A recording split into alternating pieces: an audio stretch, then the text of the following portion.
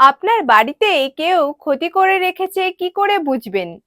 Number 1, যদি হঠাৎ অর্থ ব্যয় হয়। নাম্বার 2, পরিবারের সদস্যর মধ্যে সর্বদাই অশান্তি লেগে রয়েছে।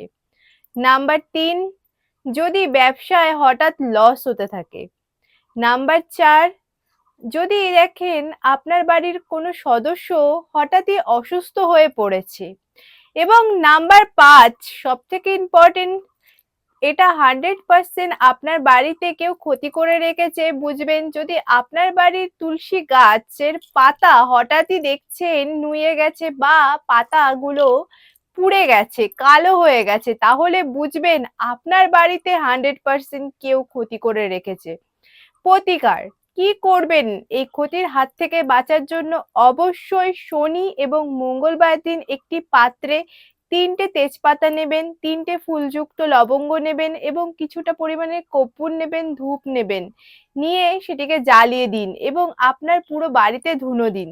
এটি সন্ধেবেলা করে করবেন। দেখবেন কেউ যদি কোনো খারাপ ক্রিয়া করে থাকে সেটি কিন্তু দ্রুত নষ্ট হয়ে যাবে।